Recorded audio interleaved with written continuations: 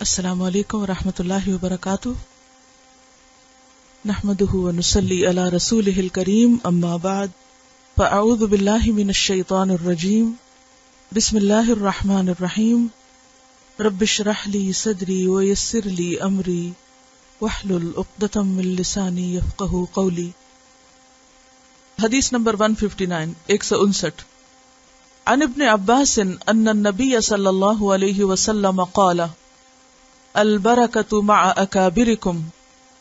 سیدنا ابن عباس رضی اللہ عنہما سے روایت ہے کہ نبی کریم صلی اللہ علیہ وسلم نے فرمایا، برکت تمہارے بڑوں کے ساتھ ہے، بزرگوں کے ساتھ ہے۔ لفظی وضاحت، ان ابن عباس، ابن عباس رضی اللہ عنہ سے روایت ہے، ان النبی، بے شک نبی صلی اللہ علیہ وسلم نے قالا فرمایا، البرکۃ برکت، مع ساتھ، اکابرکم تمہارے بڑوں کے ہے، یعنی برکت بڑوں کے ساتھ ہے، بڑوں کی صحبت میں ہے، بڑوں کی مجلس میں ہے۔ برکت کا لفظ خیر، بھلائی اور اچھی چیز کے وافر مقدار میں ہونے کا نام ہے، نشو نما کے معنوں میں بھی آتا ہے، یعنی کسی خیر کا بڑھنا۔ برکت خالصتاً ایک اسلامی ٹرم ہے، اسلامی اصطلاح ہے، جس کا تعلق صرف کسی چیز کی مادی کیفیت میں اضافے کا نام نہیں، یعنی اس کا تعلق کسی چیز کی مادی بڑھوتری، یعنی مادی اعتبار سے کسی چیز کے زیادہ ہونے کا نام برکت نہیں، بلکہ برکت اس چیز کے اندر پائی جانے والی خیر اور بھلائی میں اضافے کا نام ہے۔ یہ بھی ہو سکتا ہے کہ کوئی چیز اپنے مادی وجود میں بڑھے، لیکن زیادہ تر اس کا معنی کس اعتبار سے ہوتا ہے؟ کسی چیز کے اندر پائی جانے والی خیر اور بھلائی میں اضافہ، اس کی نشو نما ہونا، اس کی کثرت ہونا، غیر محسوس طریقے سے کسی چیز سے فائدہ پہنچنا۔ تو بڑوں کی جو عزت اور بڑوں کا جو ادب ہے، اس میں ہم دیکھتے ہیں کہ عمر کے اعتبار سے بڑے، علم کے اعتبار سے بڑے اور درجے یا رتبے کے اعتبار سے بڑے لوگوں کا ذکر آتا ہے۔ اور یہاں پر اکابر کی جب بات آئی تو اکابر کبیر کی جمع ہے، تو ان تمام چیزوں میں جو بڑا ہو، یعنی علم میں، عمر میں یا مرتبے میں، تینوں چیزیں اکٹھی بھی ہو سکتی، کسی کے اندر دو چیزیں بھی ہو سکتی اور کسی میں صرف ایک بھی ہو سکتی، لیکن خاص طور پر عمر میں بڑا ہونا، یعنی یہاں پر اکابر کے ساتھ ڈیفائن نہیں کیا گیا کہ یہاں بڑا ہونے سے مراد کیا ہے، لیکن جیسے دوسری احادیث سے ہمیں پتہ چلتا ہے کہ بڑائی کئی اعتبار سے ہوتی، اور یہ بات سمجھ میں آنے والی۔ مثلا اگر حدیث نمبر 157 کو ساتھ لے کر چلے کہ کسی بوڑھے انسان کی عزت کرنا اور حامل قرآن کی عزت کرنا اور منصف بادشاہ کی عزت کرنا اللہ کی عزت کرنے کے ہم معنی ہے، تو اس اعتبار سے آپ دیکھیں کہ پھر بڑے کون ہوں گے کہ اگر عمر میں کوئی بڑا ہے۔ اب اگر عمر میں کوئی بڑا ہے تو اس کے وجود سے برکت کیسے ہو سکتی، یا اس کی ذات سے یا اس کی صحبت سے برکت کیسے حاصل ہو سکتی؟ اس کے عمر کے جو تجربات ہیں، ان کی روشنی میں جو کچھ وہ بتاتا ہے یا کہتا ہے، اس سے انسان فائدہ اٹھاتا ہے۔ ہو سکتا ہے کہ وہ کوئی مالی طور پر یا مادی طور پر آپ کو فائدہ نہ دے، لیکن جس چیز میں انہوں نے زندگی بسر کی ہوتی ہے اور جو تجربہ انہوں نے حاصل کیا ہوتا ہے، اس تجربے کی روشنی میں ان کی چھوٹی چھوٹی باتیں بھی، ان کی چھوٹی چھوٹی نصیحتیں بھی، ان کا کسی چیز کو اپروو یا ڈس اپروو کرنا، یہ بسا اوقات انسان کو دنیا اور آخرت کے بڑے بڑے نقصانات سے بچا لیتا ہے۔ بعض اوقات آپ ایک کام کرنے جا رہے تھے، مثلا ایک انسان نوجوان ہو سکتا ہے، بہت سمجھدار ہو سکتا ہے یا بہت پڑھا لکھا ہو سکتا ہے، لیکن اس کے پاس تجربہ نہیں ہے، اور عام طور پر آپ نے دیکھا ہوگا کہ جو نوجوان ہوتے ہیں ان کے اندر کام کرنے کا جذبہ اور بعض اوقات رسک لینے کا بھی ایک شوق ہوتا ہے، اور بہت آؤٹ گوئنگ ہوتے ہیں اور جلدی چیزیں کرنا چاہتے ہیں اور فوری ریزلٹس چاہتے ہیں۔ تو ایسے میں کیا ہوتا ہے کہ جو بڑے ہوتے ہیں وہ اپنے تجربے کی روشنی میں انہیں بر وقت مناسب اقدام کی طرف لے جاتے ہیں، یا اچھے مشورے دیتے ہیں، یا بعض کاموں کے کرنے سے روکتے ہیں۔ تو یہ تمام چیزیں چھوٹوں کے لیے فائدہ مند ہوتی، اور کیا فائدہ ہو سکتا ہے کسی بڑے کے وجود سے؟ بڑوں کی جو دعائیں ہیں، ان کی جو غیر مشروط بعض اوقات خیر خواہی ہوتی، وہ خاص طور پر انسان کے لیے بہت فائدہ مند. مثلا اگر کسی گھر میں ماں باپ ہیں، یعنی آپ ماں باپ کے ساتھ رہتے ہیں یا ماں باپ آپ کے زندہ ہیں، بھلے ساتھ نہ بھی رہتے ہوں، تو ان بڑوں کا سایہ سر پہ ہونا، ان بڑوں کا وجود اور ان کی دعائیں انسان کے لیے فائدہ مند ہوتی. اور یہ ایک حقیقت ہے کہ دعائیں اپنے اندر بہت اثر رکھتی ہیں. دعا مومن کا ہتھیار ہوتی، دعا ہر حال میں فائدہ دیتی. اور پھر ان کی دعائیں بہت سنسیئر اور بہت دل سے نکلی ہوئی دعائیں ہوتی. اور بڑوں کا عمل چھوٹوں کے لیے ایک رہنما ہوتا ہے، ایک رول ماڈل ہوتا ہے. بہت سی چیزیں آپ کتابوں سے پڑھ کر نہیں سیکھ سکتے، اور بعض اوقات پڑھتے بھی ہیں تو سمجھ غلط آتی. ایسی صورت میں بڑوں کا وجود ایک نعمت ہوتا ہے. آپ ان کے عمل سے، ان کے طریقوں سے، ان کے عملی رویوں سے بہت کچھ سیکھتے ہیں جو آپ کو کسی اور جگہ نہیں ملتا. ان کی زندگی بھر کے تجربات. اس میں آپ دیکھیے کہ مثلا نوجوان لڑکیاں جب ینگ مدرز ہوتی ہیں، نئی نئی ماں بنتی ہیں، بچے پالنے ہوتے ہیں، تو ان کو بڑوں کی سرپرستی کس قدر فائدہ دیتی ہے. آپ سب جو اس تجربے سے گزرے ہیں انہیں پتا ہوگا کہ وہ ان کے لیے کتنی سہولت اور کتنا فائدہ تھا. اور ہاسپٹل سے یا میڈیکل کیئر سے آپ کو کتابیں بھی ملی، لٹریچر بھی ملا، بہت سے لوگوں نے بہت کچھ پڑھا. لیکن وہ چند باتیں جو بڑوں نے بر موقع بر وقت بوقت ضرورت آپ کو بتائیں، وہ کہیں زیادہ مفید، فائدہ مند اور آسان تھی جو آپ نے کتابوں میں پڑھی. اور بعض کتابوں میں پڑھ کے وہ کچھ کرنا بھی نہیں آتا. ایک ہی کام آپ سیدھے کرنے کی بجائے الٹا کر رہے ہوتے ہیں کیونکہ آپ نے دیکھا نہیں ہوتا. تو جس چیز کو آپ کرتے ہوئے دیکھتے ہیں وہ کرنا بھی آسان ہو جاتی ہے. ان کی زندگی کی جو کہانیاں ہیں اور ان کے جو تجربات ہیں اور ان کا اپنا ایک جو نقطہ نظر ہے، اس سے انسان بہت کچھ سیکھتا ہے. بڑوں کے وجود سے ایک ہسٹری بھی بنتی ہے، ایک خاندان کی تاریخ بنتی ہے، اور وہ آپ کو آپ کا پاسٹ اور آپ کی اوریجن بھولنے نہیں دیتے. وہ آپ کو ساتھ ساتھ بتاتے رہتے ہیں کہ تم کہاں سے ہو، تمہارے باپ دادا کیا تھے، کون تھے، خاندان کیا تھا، روایات کیا تھی. اور ان چیزوں کے ساتھ ایک ایسوسیشن انسان کو انسان بناتی. بڑوں کے وجود سے خود اعتمادی ہوتی، ایک ڈسپلن بھی رہتا ہے. جب کوئی بڑا بتانے والا نہیں ہوتا، سر پہ نہیں ہوتا، تو انسان اپنی منمانی میں بہت کچھ نقصان بھی کرتا ہے. جب کوئی بڑوں کی عزت کرتا ہے اور بچے اس کو عزت کرتے ہوئے دیکھتے ہیں، احترام دیتے ہوئے دیکھتے ہیں، تو آپ کو اپنے بچوں کو اپنی عزت کرانے کے لیے بہت لمبے لیکچر نہیں دینے پڑتے. وہ ایک رویہ اور عمل ہی کافی ہوتا ہے بتانے کے لیے کہ بڑوں کے ساتھ کیسے بات کی جاتی ہے، بڑوں کے ساتھ کیسا سلوک کیا جاتا ہے. اور اسی لیے ایک حدیث میں آتا ہے کہ جب کوئی نوجوان کسی بوڑھے کی اس کے بڑھاپے کی وجہ سے عزت کرتا ہے، یعنی کچھ بھی نہیں ہے اس کے اندر سوائے اس کے کہ وہ بوڑھا ہے. بعض بوڑھے ایسے ہوتے ہیں نا کہ جو پریشانی کا بھی باعث بن جاتے ہیں، ان کے اندر بظاہر کوئی خیر بھلائی برکت نظر نہیں آتی، لیکن اس کے باوجود اگر کوئی شخص کسی کی عزت صرف اس کے بڑھاپے کی وجہ سے کرتا ہے، اللہ تعالیٰ اس کے لیے ایسے لوگ مقرر فرما دیتا ہے جو اس کے بڑھاپے میں اس کی عزت کریں گے. یعنی اللہ کا اپنا ایک نظام ہے. دنیا میں جب کوئی شخص کسی کے ساتھ زیادتی کرتا ہے اور اس کو پرواہ نہیں ہوتی اور وہ سوچتا نہیں ہے، اللہ تعالیٰ بعض اوقات دنیا میں ہی اس کو اس کی اولاد کی شکل میں یا اوروں کی شکل میں اسے دکھا دیتا ہے.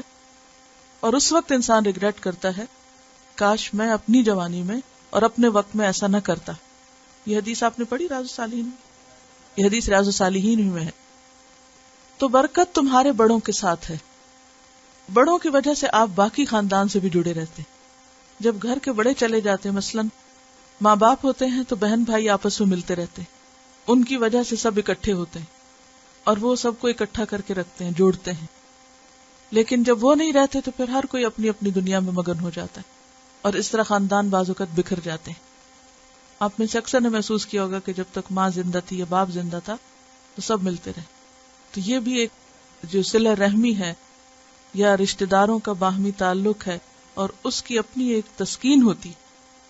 یعنی انسان کی بہت سی ضروریات ہوتی، صرف کھانا پینا نہیں ہے انسان کی ضرورت، صرف اچھا گھر ہی انسان کی ضرورت نہیں ہے. انسان کی ضروریات میں سے ایک پروٹیکشن اور ایک ایموشنل سیٹسفیکشن اور ایک دوسرے سے جو انس حاصل کرتا ہے انسان، وہ بھی انسان کی ضرورت ہے، اور وہ انسانوں کے انسانوں سے ملاقات اور ان کے قریب جانے سے ہی اس کو نصیب ہوتی، اور یہ ممکن ہوتا ہے بزرگوں کے وجود سے۔ بڑے بعض اوقات پرابلم سالونگ میں بھی بہت مددگار ہوتے ہیں۔ آپ نے دیکھا ہوگا جب نئی نئی شادی ہوتی ہے تو بعض اوقات ہسبینڈ وائف میں آپس میں انڈرسٹینڈنگ مشکل ہوتی۔ اب جو بڑے ہوتے ہیں انہیں زندگی کا ایک تجربہ ہوتا ہے، وہ اس کیفیت سے گزر چکے ہوتے، تو بسا اوقات بہت اچھا رول پلے کرتے ہیں۔ وہ ادھر سے بیٹے کو سمجھائیں گے، ادھر سے بہو کو سمجھائیں گے، ادھر سے بیٹی کو سمجھائیں گے، ادھر سے داماد کو سمجھائیں گے، تو اس سے خاندان بنتے۔ جب سے لوگ بہت انڈیپینڈنٹ ہو گئے تو آپ نے دیکھا کہ طلاق کا ریشو بھی بڑھ گیا، کیونکہ کوئی بیچ میں پڑھ کے صلح صفائی کرانے والا ہے ہی نہیں، کوئی سمجھانے والا ہے ہی نہیں، ہر ایک اپنی منمانی اور اپنی مرضی کر رہا ہے۔ تو بہرحال اتنا بھی کافی ہے کہ اللہ کے رسول صلی اللہ علیہ وسلم کا قول ہے اور ہمیں اس پر یقین ہے کہ برکت تمہارے بڑوں کے ساتھ ہے۔ اور پھر آپ دیکھیے کہ بڑوں میں عمر کے بعد کسی علم والے کا بڑا ہونا، تو اس میں بھی آپ دیکھیے کہ جب آپ سے زیادہ کوئی جاننے والا موجود ہوتا ہے تو آپ کو اطمینان ہوتا ہے کہ میں غلطی کروں گا تو مجھے پکڑ لے گا، وہ مجھے بتائے گا، اور آپ بے فکر ہوتے ہیں کہ ہماری اصلاح ہو جائے گی، کیونکہ صرف کتابوں سے علم حاصل نہیں ہو سکتا جب تک کہ استاد موجود نہ ہو۔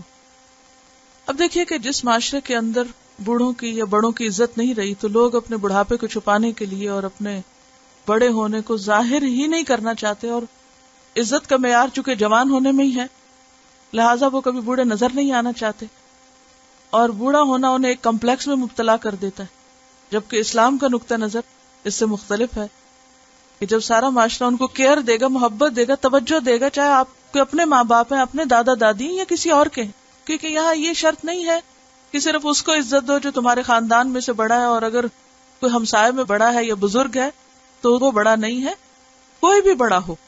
کیونکہ ابھی ہم نے جو حدیث پڑھی کہ کوئی شخص اگر کسی بوڑھے کی اس کے بڑھاپے کی وجہ سے عزت کرتا ہے تو اس میں کوئی بھی بوڑھا شخص ہو سکتا ہے۔ پھر یہ ہے کہ زندگی کے مختلف مرحلے بچے اپنے سامنے جب دیکھتے ہیں تو اس سے ان کے تجربات میں بھی بہت اضافہ ہوتا ہے۔ مجھے یاد ہے کہ جب میرے دادا فوت ہوئے تھے تو وہ زندگی کا میرا پہلا صدمہ تھا، اور اس وقت پہلی دفعہ میں نے ایک شخص کو مرتے ہوئے دیکھا، صرف 12 سال کی تھی اس وقت، اور قبرستان دیکھا اور وہ جنازہ اور لوگوں کا گھر میں جمع ہونا اور وہ ساری کیفیت وہ دل سے کبھی جاتی نہیں۔ پہلا ڈائریکٹ ایکسپیرینس تھا موت کے ساتھ۔ کسی کے گھر میں سن لینا کہ آپ فلاں فوت ہو گئے، یہاں بیٹھ کے آپ سن لیتے ہیں باپ فوت ہو گئے، دادا ہو گئے، دادی ہو گئے، وہ اثر نہیں ہوتا جو آپ کے سامنے سب کچھ ہو رہا ہوتا ہے اور آپ دیکھ رہے ہوتے ہیں اور آپ سیکھ رہے ہوتے ہیں، اور جب آپ کے خون کے رشتے آپ سے بچھڑ رہے ہوتے ہیں۔ تو یہ ساری چیزیں انسان کی تربیت اور انسان کے تزکیے میں فائدہ مند ہوتی ہیں، مددگار ہوتی ہیں۔ بڑے لوگ عام طور پر زندگی کے باقی دھندوں سے جب فارغ ہو جاتے ہیں تو عبادت کی طرف زیادہ متوجہ ہو جاتے ہیں۔ تو جب آپ ان کو دیکھتے ہیں کہ اچھا تہجد پڑھ رہے ہیں، بڑھاپے کے باوجود نفل پڑھ رہے ہیں، قرآن پڑھ رہے ہیں، تو ایک خاموش تبلیغ ہو رہی ہوتی کہ وہ صبح سویرے گھر میں اٹھے ہوئے ہوتے ہیں اور اٹھ کے وہ ایک گھر کی رونق بحال ہوئی بھی ہوتی ہے، ورنہ عام طور پر تو کیا ہے کہ باقی نسلیں تو سو ہی رہی، تو وہ جو ایک گھر میں چہل پہل اور ایک روشنی اور ایک خوبصورتی اور ایک زندگی کا احساس جو ہے وہ سارے ڈپریشن ختم کر دیتا ہے۔ بڑوں کی محبت بے لوث محبت ہوتی، کنڈیشنل نہیں ہوتی کہ اچھا اگر تم ایسا کرو گے تو ہم تم سے محبت کریں گے، اور اگر تم ہمیں یہ دو گے تو پھر ہم تمہارے لیے دعا کریں گے۔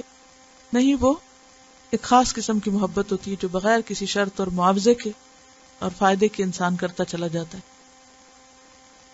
لیکن بات یہ ہے کہ انسان بڑوں کی برکت سے اسی وقت فائدہ اٹھا سکتا ہے جب اس کے اندر قربانی اور صبر ہو، کیونکہ کسی بھی خیر کو پانے کے لیے انسان کو تکلیف بھی برداشت کرنی پڑتی۔ Dear Ustaza, Assalamu alaikum. After reading the hadith, the Prophet ﷺ said, glorifying Allah involves showing honor to a grey-haired Muslim and to one who can expound the Quran, but not to one who acts extravagantly regarding it or turns away from it, and showing honor to a just ruler. I was thinking that for us to actually truly honor the elderly, first and foremost we have to sacrifice our inner nafs and become a selfless entity. Honoring the elderly requires patience, kindness, generosity, well-wishing, gratefulness. All of these noble qualities that the Messenger of Allah sallallahu alaihi wasallam had. For example, we might be doing a task in which we are fully involved, and then an elderly person calls us. That is a moment of test. When we get up and listen, we are actually sacrificing our personal task in responding to a more noble cause, honoring the elderly. As a person gets older, they are not active the way they used to be in their youth.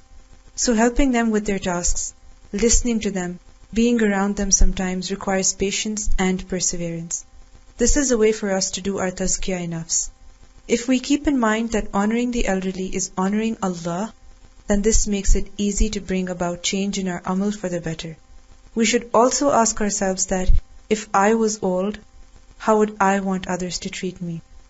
In class, when you asked us to imagine a society where everyone is respecting their elders, I was thinking that if every single person was doing that, then there would be so much khair and so much well-wishing amongst the people. The desire of preferring others over themselves would prevail. There would be so much peace just by doing this one deed. Subhanallah. May Allah give us the ability to honor our elders and to truly benefit from their knowledge. Ameen. ایک حقیقت ہے کہ کوئی بھی نیکی کمانے کے لیے اور کوئی بھی خیر پانے کے لیے انسان کو لازماً قربانی کرنا ہوتی ہے. تو ہم بات کر رہے تھے کہ عمر میں بڑے ہونے کی وجہ سے بھی انسان دوسرے سے فائدہ اٹھا سکتا ہے، اور پھر اگر کوئی علم میں ہم سے زیادہ ہو تو اس کا وجود بھی باعث برکت ہوتا ہے. آپ نے دیکھا ہوگا کہ اگر کوئی شخص علمی اعتبار سے دوسروں سے زیادہ اسٹرانگ ہے تو خود اس کا وجود کسی جگہ پر بہت سی خرابیوں کو دور کرتا ہے. جیسے حضرت عمر رضی اللہ تعالیٰ عنہ کی مجلس میں ان کے آس پاس بیٹھنے والے لوگ صاحب قرآن ہوتے تھے، اور ایک موقع پر جب ایک شخص نے حضرت عمر کے ساتھ بدتمیزی کی اور حضرت عمر غصے میں آ گئے تو فوراً ان کی مجلس کے ایک شخص نے ان کے سامنے قرآن کی آیت پڑھی اور عمر وہیں ٹھہر گئے. اسی طرح وَإِكْرَامِ ذِي السُّلْطَانِ الْمُقْسِطِ، منصف بادشاہ کی عزت. اب یہاں صرف سلطان نہیں، یعنی صرف کسی عہدے کے بنا پر ہی کسی کی عزت نہیں، بلکہ اس عہدے میں جب جسٹس ہو، اس میں جب انصاف ہو. اسی طرح جب اکابر کی بات ہوتی ہے تو اس کو بھی جنرلائز نہیں کیا جائے گا، اس سینس میں کہ مثلاً بعض گھروں میں بزرگ ہوتے ہیں لیکن کوئی ان کی تربیت نہیں ہوتی، جس کی وجہ سے بعض اوقات انتہائی بد زبانی بھی کرتے ہیں یا گالی گلوچ کرتے ہیں، یا یہ کہ اب تو افسوس کے ساتھ یہ کہنا پڑتا ہے کہ بعض بزرگوں کا اور کچھ کام نہیں سوائے اس کے کہ ٹی وی دیکھتے رہے سارا دن، اور وہ چھوٹے بچوں کو بھی ساتھ بٹھا لیتے ہیں ٹی وی دیکھنے کے لیے. اب بعض مائیں جو ہیں وہ بچوں کی تربیت مختلف طرح کرنا چاہتی ہیں، لیکن گھر میں بزرگ جو ہیں وہ بالکل ہی کسی اور طرف لے کے جا رہے ہیں، تو ایسا گھر بھی فتنے فساد کا نمونہ بن جاتا ہے. تو برکت اسی جگہ ہوتی ہے جہاں اللہ کی اطاعت ہوتی ہے، حدود اللہ کا پاس رکھا جاتا ہے. جہاں پر اللہ کی نافرمانی کے کام شروع ہو جائیں تو وہاں کیا ہوگا؟ وہاں کیسے برکت ہو سکتی؟ جس گھر میں ہر وقت میوزک کی آوازیں اٹھتی رہیں، چیخ پکار ہوتی رہے، شور ہنگامہ ہوتا رہے، بد زبانی ہوتی رہے، تو وہاں برکت کیا ہوگی؟ تو یہ بات بھی یاد رکھیے کہ اچھا اخلاق اور اچھے طور طریقے انسان کے لیے خیر لاتے.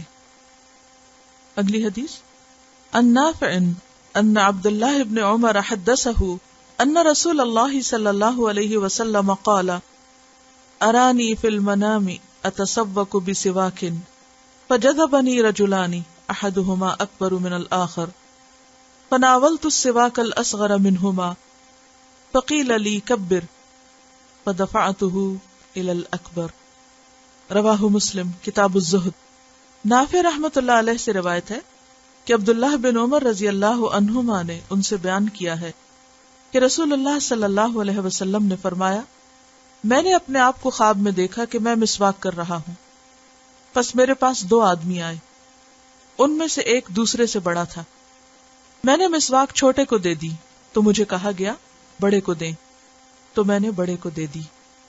لفظی وضاحت، ان نافع، نافع سے روایت ہے، ان عبداللہ ابن عمر، کہ عبداللہ ابن عمر صحابی ہیں رضی اللہ عنہ نے، حدثہ، ان سے حدیث بیان کی، ان رسول اللہ کہ بے شک رسول اللہ صلی اللہ علیہ وسلم نے قال فرمایا ارانی میں نے دیکھا اپنے آپ کو فی المنام خواب میں اتصوکو کہ میں مسواک کر رہا بسواکن ایک مسواک کے ساتھ فجذبنی رجلانی تو آئے میرے پاس دو مرد. جذبنی کا مطلب جذب کرنے کا کیا ہوتا ہے؟ نہیں مجھے دو لوگوں نے جذب کر لیا، یعنی میرے پاس آئے اور متوجہ کیا، بات کی مجھ سے. احدہما اکبر ان میں سے ایک بڑا تھا، من الآخر دوسرے سے.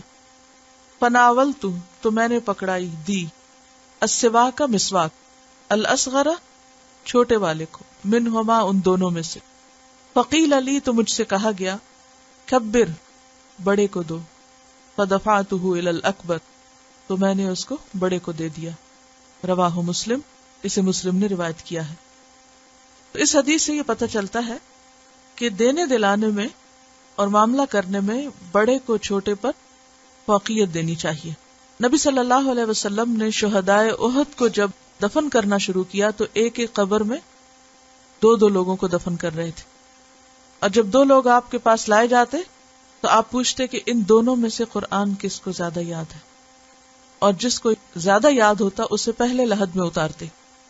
تو اس سے بھی کیا پتہ چلتا ہے کہ علم میں بڑے کو اہمیت دی جاتی چھوٹے پر.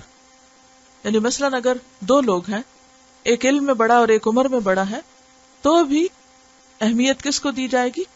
جو علم میں بڑا ہو. پھر اسی طرح لوگوں کی امامت کے اعتبار سے بھی کیا کہا گیا؟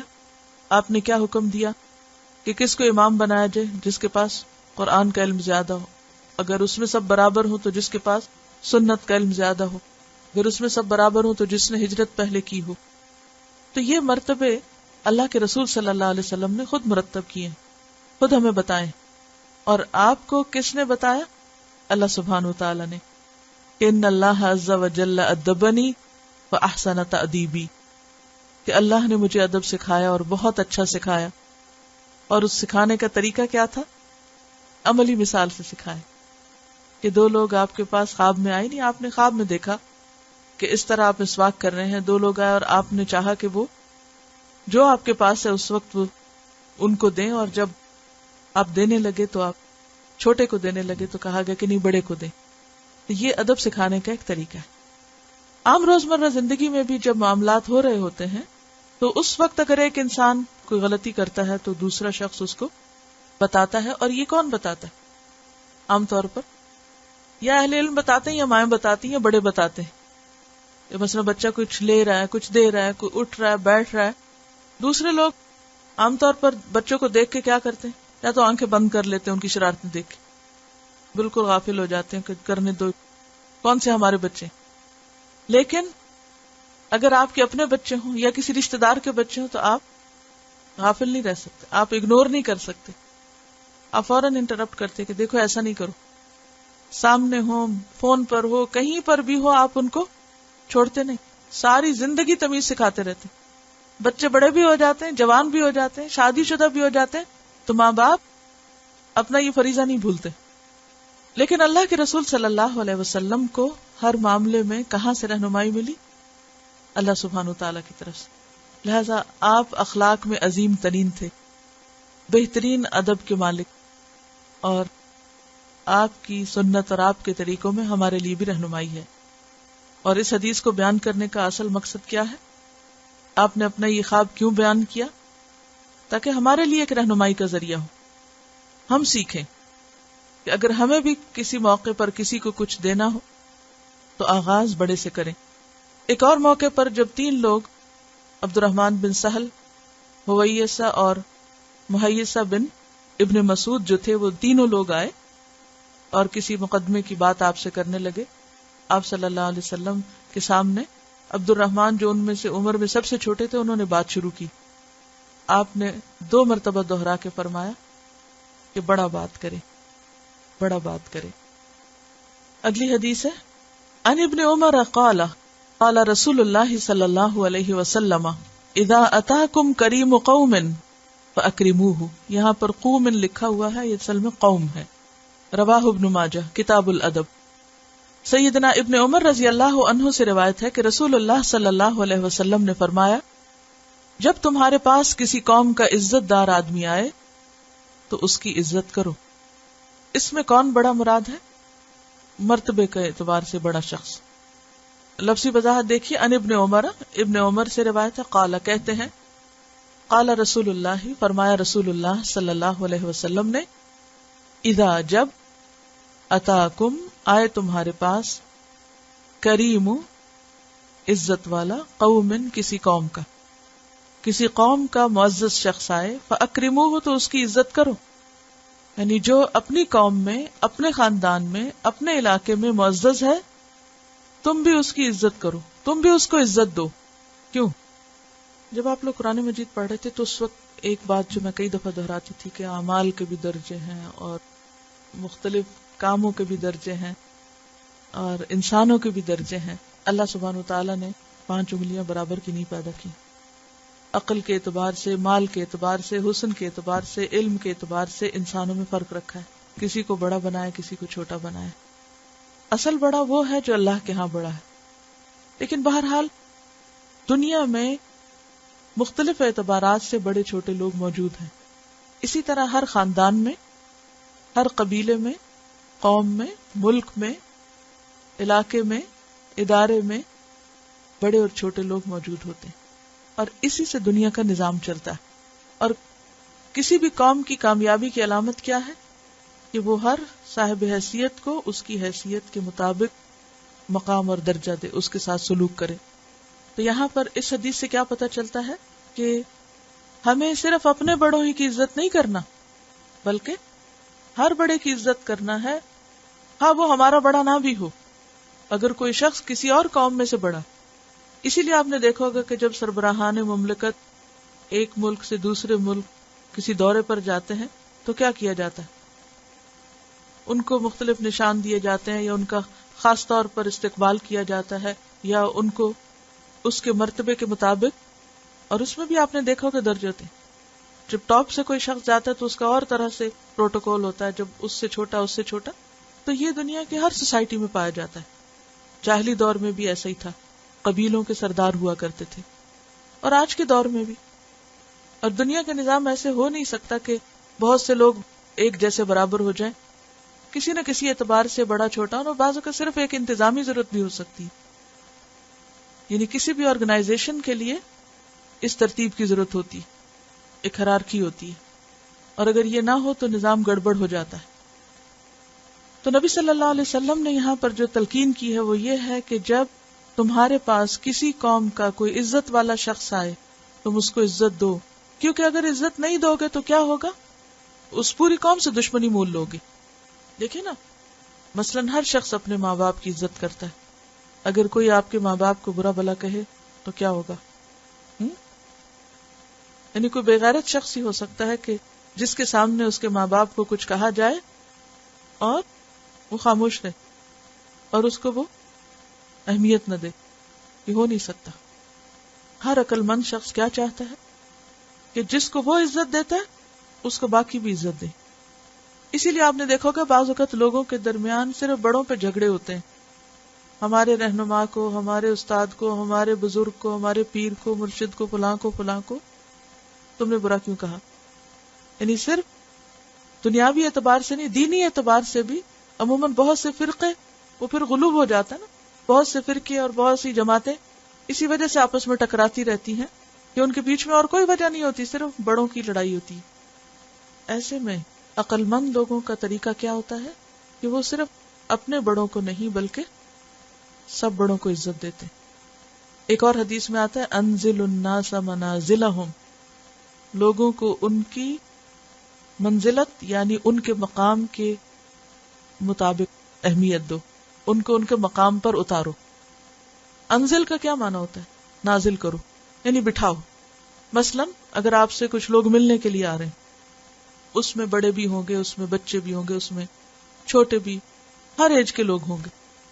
اب یہ نہیں ہو سکتا کہ آپ بچوں کو ایک ایسی جگہ پر بٹھا دیں جو کسی بزرگ کے بیٹھنے کی ہو، لیکن بعض اوقات آپ نے دیکھا ہوگا کہ کچھ لوگوں کے اندر اس بات کا اہتمام نہیں ہوتا، اور بچوں کو بھی کوئی تمیز نہیں ہوتی، وہ جا کے کہیں بھی چڑھ کے بیٹھ جاتے ہیں. اور بعض جگہ ایسی ہوتی ہیں کہ جیسے عمر میں جو بڑے ہو جاتے ہیں وہ زمین پہ نہیں بیٹھ سکتے مثلا، یا مخصوص قسم کی کرسی کے بغیر نہیں بیٹھ سکتے. اب کسی مجلس میں اگر کرسیاں بھی رکھی ہوئی اور نیچے بیٹھنے کا بھی انتظام کیا ہوا تو بعض اوقات جو نوجوان لوگ ہیں وہ کرسیوں پہ جا کے بیٹھ جاتے ہیں اور بوڑھے لوگ جو ہیں وہ کھڑے دیکھتے رہتے ہیں، یا ان کو اپنی ضرورت کے مطابق جگہ نہیں ملتی. تو یہ انتہائی بد اخلاقی کی بات ہے. تو خواہ کوئی آپ کے گھر میں آ رہا ہو یا کسی اور ایسی جگہ پر جس کے آپ ذمہ دار ہوں، تو وہاں لوگوں کو ان کی حیثیت کے مطابق بٹھائیں. اسی طرح جیسے فرنٹ سیٹ پہ کس کو بٹھانا ہے، اب ہوتا ہے نا جیسے گیدرنگ ہوتی ہے، کوئی شادی کی مجلس ہے یا کوئی سیمینار ہے یا کوئی کانفرنس ہے، تو اس میں عموماً کس کو کہاں بٹھایا جاتا ہے؟ ڈگنیٹریز کہاں ہوتے ہیں؟ مخصوص جگہوں پر ہوتے ہیں، فرنٹ پر ہوتے ہیں. وی آئی پیز کے لیے مخصوص جگہ ہوتی ہیں، اور یہ ہر کلچر کا حصہ ہے. اسی طرح نبی صلی اللہ علیہ وسلم نے کیا سکھایا ہے کہ جس کا جو مقام ہے اس کو اس کی حیثیت کے مطابق اتارو سے مراد یہ ہے کہ اس کو ٹھکانہ دو. ایسا نہ کرنے سے کیا ہوتا ہے؟ مثلاً اگر کسی قوم کا بڑا یا کسی گھر کا یا سربراہ یا کسی خاندان کا بڑا یا کسی ادارے کا بڑا اگر کوئی آتا ہے اور اس کو سب کے ساتھ ہی اس طرح ٹریٹ کیا جاتا ہے جیسے کسی بچے کو ٹریٹ کیا جا رہا ہے، تو اس کا نتیجہ کیا ہوگا؟ جب لوگوں کی ان کے رتبوں کے مطابق عزت نہیں کی جاتی تو ایک بگاڑ اور فساد کی کیفیت پیدا ہوتی ہے، ایک بے چینی پیدا ہوتی ہے. جب صحیح جگہ پر صحیح آدمی ہوگا اور صحیح طریقے سے اس کے ساتھ ڈیل کیا جائے گا تو ہی آپ اس سے استفادہ کر سکتے ہیں. جب آپ کو معلوم ہو کہ ایک شخص عمر میں، تجربے میں، علم میں آپ سے بڑا ہے، اور پھر آپ اس کے ساتھ وہ معاملہ کریں جو آپ اپنی اولاد کے ساتھ کرتے ہیں یا اپنے سے چھوٹوں کے ساتھ کرتے ہیں، تو اس کے دل میں آپ کے لیے محبت یا قدر یا خیر خواہی نہیں رہے گی. قدرتی بات ہے. یہ الگ بات ہے کوئی معاف کر بھی دے، کوئی درگزر کر دے، اگنور کر دے، تو وہ ایک الگ چیز ہے. لیکن با ادب با نصیب، جو ایسے مقامات پر بڑوں کی عزت اور احترام کرتے ہیں وہی ان سے دعائیں لینے کے قابل ہوتے ہیں. اس میں آپ دیکھیے کہ حضرت موسیٰ جو اللہ کے پیغمبر تھے، جب خضر سے انہوں نے ملاقات کی اور خضر ان سے علم میں زیادہ تھے، تو پیغمبر ہوتے ہوئے ان کا معاملہ خضر کے ساتھ کیا تھا؟ کس قدر تواضع اور کس قدر با ادب معاملہ تھا. معافی بھی مانگتے ہیں اور ان سے اجازت بھی لیتے ہیں کہ کیا میں آپ کے ساتھ چل سکتا ہوں، یعنی سوال کرنے کے انداز میں اور پھر ان کی پسند کے خلاف کام ہونے میں. کتنی خوبصورت مثال ہے قرآن مجید کی. اس سے بہتر کیا اگزامپل ہو سکتی ہے؟ کیونکہ اگر ہم صحابہ کرام کی مثال بھی دیتے ہیں تو ہم کیا کہتے ہیں کہ وہ تو صحابی تھے نا، تو ان کے سامنے تو اتنے بڑے اللہ کے پیغمبر تھے تو وہ پیغمبر کی عزت کر رہے تھے. تو گویا صحابہ کا عزت کرنا صرف پیغمبر کی عزت کرنے کی وجہ سے تھا، تو ہم اپنے بڑوں کے ساتھ جیسے بھی چاہیں کریں. نہیں، موسیٰ علیہ السلام تو خود پیغمبر تھے، پیغمبر ہوتے ہوئے، اور موسیٰ علیہ السلام اولو العزم پیغمبروں میں سے ہیں. پیغمبروں میں ان کے جو ٹاپ کے 5 ہیں ان میں ان کا نام ہے. پیغمبر ہوتے ہوئے جب اللہ سبحانہ وتعالیٰ نے ان کو بھیجا کہ جاؤ فلاں شخص سے سیکھ کر آؤ، تو ان کا پورا طرز عمل ایک بہترین مثال ہے ادب اور احترام کی. پھر اسی طرح ام ایمن جنہوں نے نبی صلی اللہ علیہ وسلم کی خدمت کی تھی اور ان کی والدہ کی وفات کے بعد ان کو لک آفٹر کیا اور ان کو مدینہ سے لے کر آئیں واپس، اور نبی صلی اللہ علیہ وسلم خاص طور پر ان کی زیارت کے لیے جایا کرتے تھے، ان کی ملاقات کے لیے جایا کرتے تھے. حالانکہ وہ کوئی بہت عالم فاضل خاتون نہیں تھی. کیوں جاتے تھے ان کے پاس؟ ماں کے برابر تھی، ماں کے بعد انہوں نے ماں کا رول پلے کیا، تو آپ خاص اہتمام کے ساتھ ان سے ملتے. اور جب نبی صلی اللہ علیہ وسلم فوت ہو گئے تو اس کے بعد حضرت ابو بکر نے خاص طور پر حضرت عمر سے کہا، آؤ ہم بھی ام ایمن کی اسی طرح زیارت کرنے کے لیے جائیں جس طرح اللہ کے رسول صلی اللہ علیہ وسلم ان کی زیارت کرنے جایا کرتے تھے. حضرت عمر کا حضرت خولہ کو راستے میں دیکھ کر ان کے روکنے پر اتنی دیر رک جانا کس وجہ سے تھا؟ کہ یہ وہ خاتون ہیں جن کو اللہ نے عزت بخشی تھی، جن کی فریاد پر اللہ سبحانہ وتعالیٰ نے وحی اتاری. قد سمع اللہ قول التی تجادلک فی زوجہا وتشتکی الی اللہ. یہ ہے عقل مند ہونے کی علامت. ہمارے ہاں عقل مند ہونا کیا ہے؟ کس چیز کو عقل مندی اور سمجھداری سمجھا جاتا ہے؟ یہ بات بہت اہم ہے کہ بسا اوقات کچھ لوگ جو بہت سیلف سینٹرڈ ہوتے ہیں، ہر چیز میں اپنے آپ کو اہم سمجھتے ہیں، وہ کھل کے دوسرے کو عزت نہیں دیتے، آگے نہیں بڑھتے، سلام نہیں کرتے، کسی کو اہمیت نہیں دیتے. ان کے دل میں خوف کیا ہوتا ہے کہ اگر ہم نے کسی کو عزت دے دی تو شاید ہم چھوٹے ہو جائیں گے، یا ہماری عزت نہیں رہے گی، یا لوگ ہمیں کمزور سمجھ لیں گے. تو وہ دھونس جما کر بڑا بننے کی کوشش کرتے ہیں، حالانکہ ایسے کوئی کبھی بڑا نہیں بن سکتا. اصل عزت وہ ہوتی ہے جو لوگوں کے دلوں کے اندر ہوتی ہے، لوگوں کی شکلوں پر نہیں. آپ اونچا بول کے اور دھونس کے ساتھ کسی کو بڑا بن کے دکھا دے تو کوئی اس کو بڑا نہیں مانے گا. اصل عزت تواضع میں ہے. من تواضع للہ رفعہ اللہ. جو جھک جائے اللہ کے لیے اللہ اسے بلندی دیتا ہے. مثلا بعض بڑے ایسے ہو سکتے جن سے آپ کو کوئی اختلاف ہو سکتا ہے، یا جن کی آپ کے دل میں کوئی ایسی قدر نہیں ہو سکتی، لیکن آپ کیوں جھکے ان کے سامنے؟ کیونکہ اللہ کا حکم ہے. یہ ہے تواضع للہ. کسی بوڑھے شخص کے سامنے آپ کیوں عزت کا معاملہ کریں؟ کیونکہ یہ اللہ کا حکم ہے، اور اللہ نے حکم دیا ہے کہ بزرگوں کی عزت کرو، ان کا ادب کرو. تو اس لیے ہمیں کرنا ہے، خواہ وہ ہمیں دعا دیں یا بد دعا دیں. بعض بوڑھے بد دعائیں بھی دیتے ہیں، بات بات پہ بد دعائیں دینے لگتے ہیں، تو وہ سمجھتے ہیں کہ شاید ہم بڑے ہیں تو ہماری غلط باتیں بھی اللہ تعالیٰ مان لیں گے.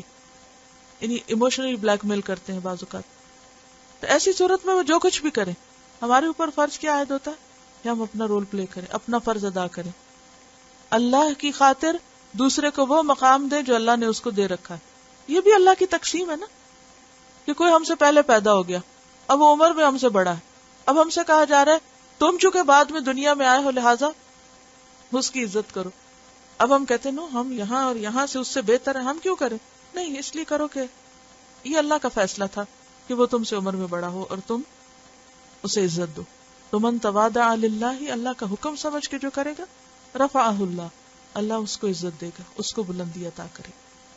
اور عزت دینا صرف سامنے عزت دینا نہیں ہوتا، یہ جھوٹی عزت ہوتی کہ سامنے آپ کسی کے بہت مؤدب بنے اور پیچھے آپ انتہائی بد زبانی کریں اس کے خلاف. اللہ تو سب دیکھتا ہے نا، اس کے لیے تو حاضر اور غائب برابر ہے.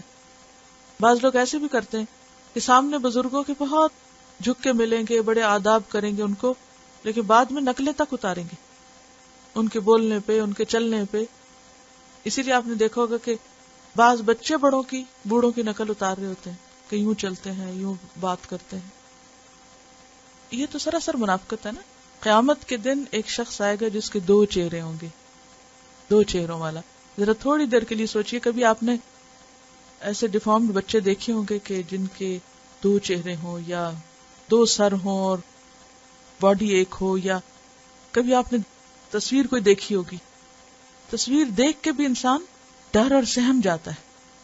قیامت کے دن کچھ لوگ اس حال میں آئیں گے کہ ان کے واقعی 2 چہرے ہوں گے. یہ وہ لوگ ہوں گے جو دنیا میں کچھ لوگوں سے ایک طرح ملتے تھے اور کچھ سے دوسری طرح، 2 رخا پن، یا یہ کہ سامنے کچھ اور پیچھے کچھ.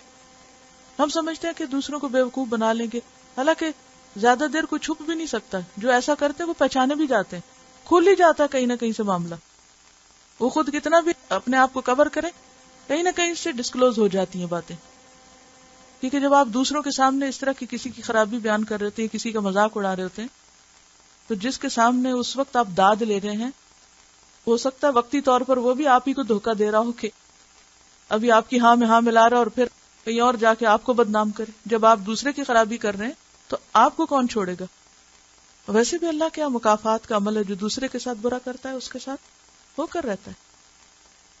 ایسے لوگ قیامت کے دن جب میدان حشر میں کھڑے ہوں گے تو وہ اپنے اعمال کی وجہ سے دور سے پہچانے جائیں گے. کسی کو بتانے کی ضرورت نہیں ہوگی کہ یہ کون تھا اور کیسا تھا. کوئی چیونٹیوں کی شکل میں اٹھے گا اور کوئی کسی حال میں، کوئی نیلا پیلا. قرآن مجید میں مختلف رنگوں کا بھی ذکر ملتا ہے، آنکھوں کے رنگ مختلف، چہرے سیاہ ہوں گے. تو اس لیے اصل ادب اور اصل اخلاق کیا ہے؟ جو ہر جگہ ہو، جو اللہ کے لیے ہو. کیونکہ جو کام اللہ کے لیے نہیں اس کا کچھ فائدہ بھی نہیں. کہ آپ سامنے تو سر جھکا لیں یا نگاہیں نیچی کر لیں اور نگاہیں نہ ملائیں. یہ بھی یاد رکھیے نگاہیں نہ ملانا بھی ایک اچھی عادت نہیں، وہ ایک کمپلیکس کی علامت ہوتی ہے. یعنی جب انسان کسی سے نگاہ نہیں ملاتا، نگاہ چراتا ہے، تو نگاہ چرانا کیا ثابت کرتا ہے، کیا ظاہر کرتا ہے؟ نگاہیں چرانا کیا معنی رکھتا ہے؟ آپ کچھ چھپا رہے ہیں، آپ فیس نہیں کر پا رہے، یو آر گلٹی، آپ نے کچھ گڑبڑ کی ہوئی ہے. بچوں کو دیکھیں، کوئی شرارت کر لیں تو کہاں سے دکھتی؟ نگاہیں چرانے سے. نگاہ نہیں ملائیں گے. تو جو کمیونیکیشن میں نگاہیں چرانا یا دوسرے کو فیس نہ کرنا یا بات کرتے ہوئے ایک مصنوعی قسم کا احترام طاری کر لینا، یہ بھی اب نارمل رویہ ہوتا ہے. اور اس کی ضرورت کب پیش آتی ہے؟ کہ جب آپ کے دل میں نہیں ہوتا. جب آپ کے دل میں آپ بالکل ایک اطمینان کے ساتھ نیچرل وے میں دوسرے سے بات کرتے ہیں، سامنے کچھ اور پیچھے کچھ، یہ اسی وقت ختم ہو سکتا ہے جب انسان کے دل میں اللہ کا ڈر ہو. اگلی حدیث ہے ان انس قال لم يكن شخص احب اليهم من رسول الله صلی اللہ علیہ وسلم قال وكانوا اذا رأوه لم يقوموا لما يعلمون من كراهيته لذلك رواه الترمذی کتاب الادب. یہاں ترمذی کا ذال ہونا چاہیے، زائی نہیں ہے. سیدنا انس رضی اللہ عنہ فرماتے ہیں کہ نبی کریم صلی اللہ علیہ وسلم سے زیادہ محبوب شخص صحابہ کے نزدیک کوئی نہ تھا. فرماتے ہیں اور جب وہ آپ صلی اللہ علیہ وسلم کو دیکھتے تھے تو کھڑے نہیں ہوتے تھے، اس لیے کہ وہ جانتے تھے کہ آپ صلی اللہ علیہ وسلم یہ پسند نہیں کرتے. لفظی وضاحت ان انس رضی اللہ عنہ سے روایت ہے، قالا کہتے ہیں لم یکن نہ تھا، شخص کوئی شخص، احب زیادہ محبوب، الیہم ان کی طرف، من رسول اللہ صلی اللہ علیہ وسلم سے.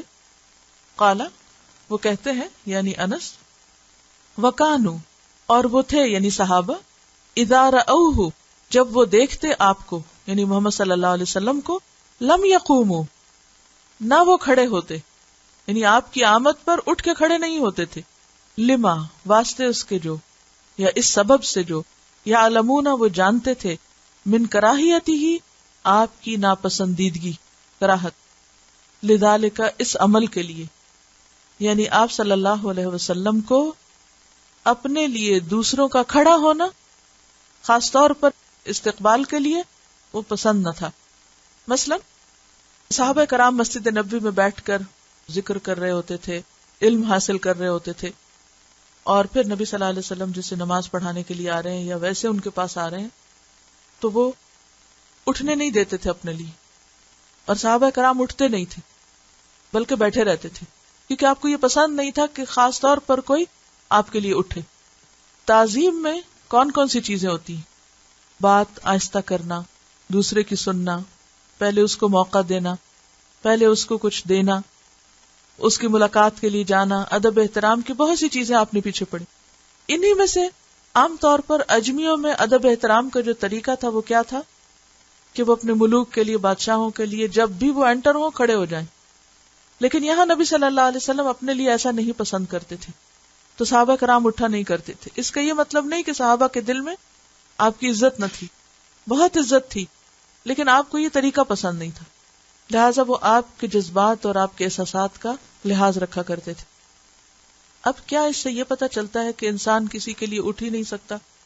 یا مثلاً ابھی کہ ماں باپ گھر میں آئے ہیں اور آپ لیٹے ہوئے ہیں تو آپ ہل جل کے تھوڑا سا احساس دلاتے ہیں کہ ہاں ہم نے نوٹس لیا ہے کہ آپ یہاں پر موجود ہیں، یا یہ کہ کسی بھی اور طرح اپنے جسر سے اس بات کا اظہار کرتے ہیں کہ آپ دوسرے کو اہمیت دے رہے ہیں.